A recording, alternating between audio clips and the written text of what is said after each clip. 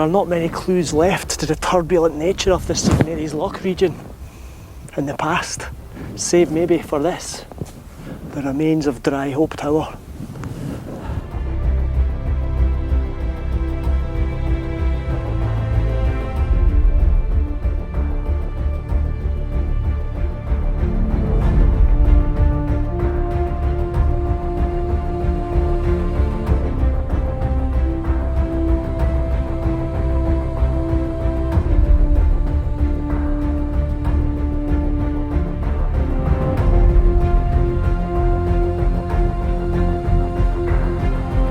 The tower which I'm here to investigate today is probably of greater renown and notoriety than Dry Hope here.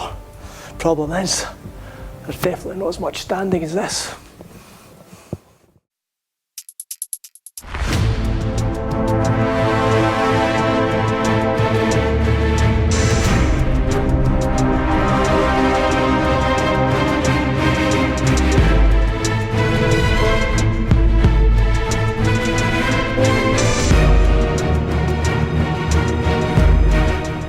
I recently made a film called The Prince of Thieves about Scott of Tushy Law, an infamous Border Reiver who was killed by King James V on his foray into Scotland in 1530. Scott and Johnny Armstrong of Kilknocky were both killed by King James V, but that wasn't the end of it. I said it was to be continued, and that's what I'm doing now. Because from Tushy Law in Ettrick Valley to here in the Yarrow Valley, near Neggett, there's a road known as the King's Road, which still exists as a public footpath today. But that was the road taken by King James V as he left Tushy Law, heading for his next target. And his next target was Cockburn of Henderland.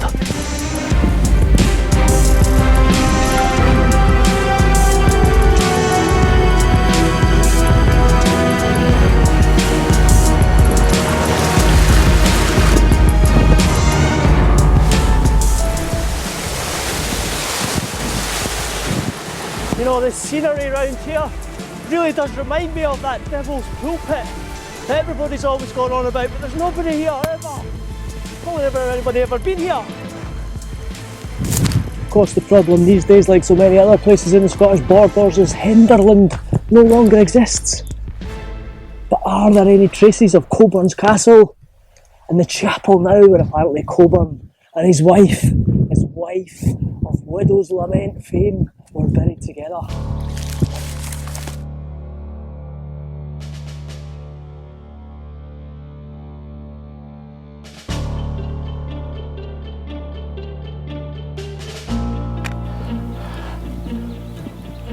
We're kind of a little bit up to Neggett Valley here, and I'm pretty sure this could be the remains of Cockburn's tower here.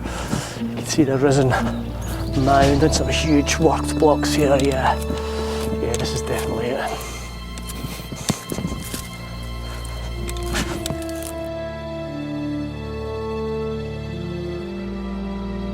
Yeah, it's quite a sad state of affairs really, isn't it?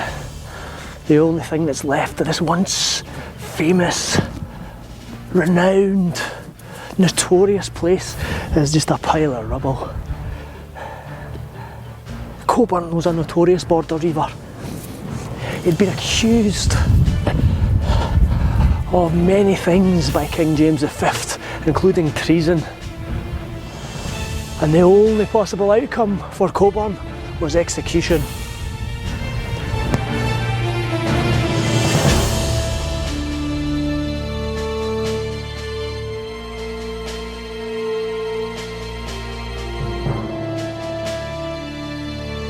Spies arrived here at Cockburn Castle, or Cockburn Tower, in 1530 and quickly rushed back to tell King James that Cockburn was here. The king and his men wasted no time. They came in, and so the story goes that Cockburn of Henderland was hung right on the gate here at Cockburn Tower for all to see. A similar fate has happened to Scott of Tushy Law.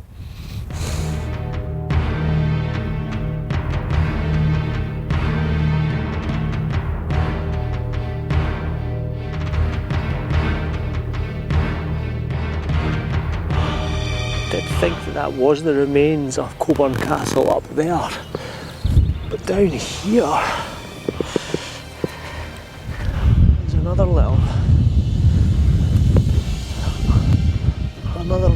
man-made looking eminence here, kind of square shape as well. It could have been a whole complex of buildings here, and probably was. I think that probably was the castle. This was maybe more outbuildings.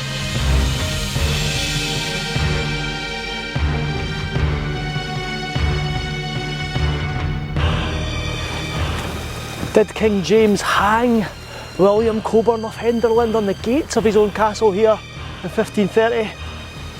Well, it could be true, but you see, the same as with Adam Scott of Tushielaw, there are records exist to say that William Cockburn was taken from here to Edinburgh and beheaded in the market square.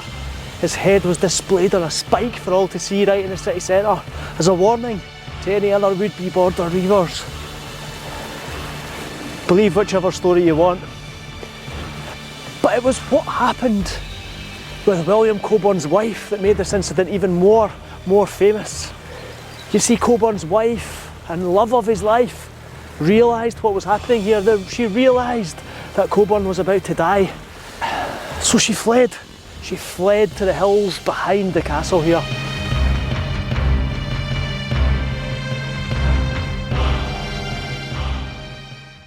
The story then goes that as James and his men killed Cockburn down at Henderland there, Cockburn's wife retreated up here to the waterfalls in the glen behind the tower, and it was here that she sang the haunting widow's lament, which has become this famous border ballad.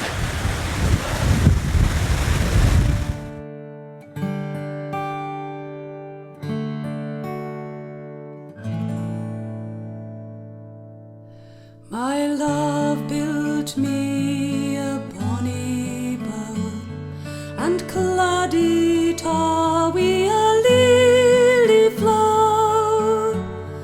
A brawer bower ye ne'er did see than my true love he built for me.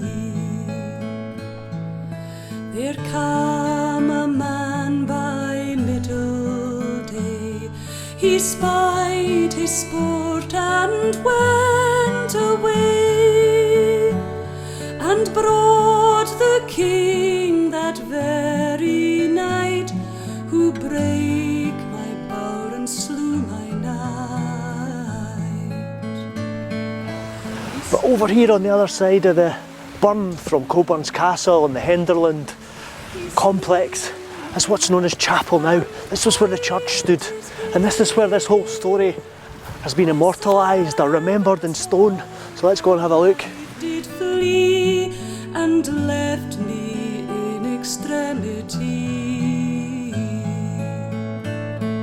I sewed his sheet, making my Church records from 1603 show that this site was already a ruin in 1603. But the grave slab here was dug up sometime later and put onto this pedestal in 1841.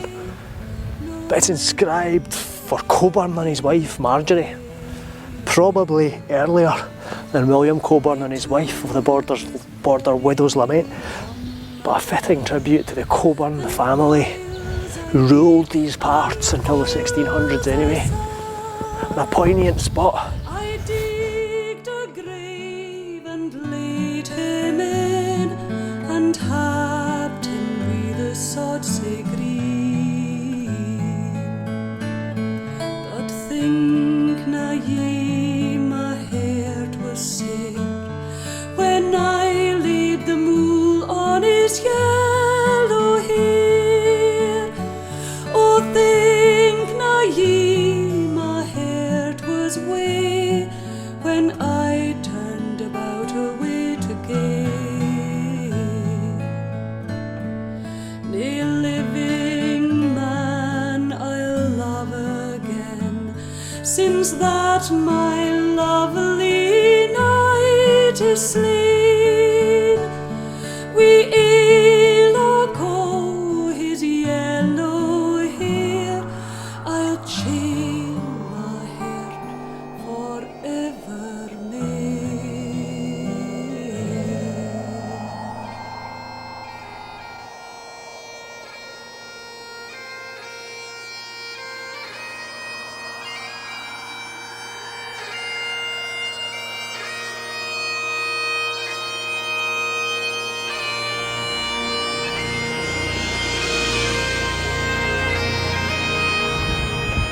So at the end of the year 1530, King James V was probably feeling quite smug and happy with himself. He'd killed 3 of the most notorious Border Reivers, 3 of the most wanted men in Europe, 3 people who were making his life very difficult as king.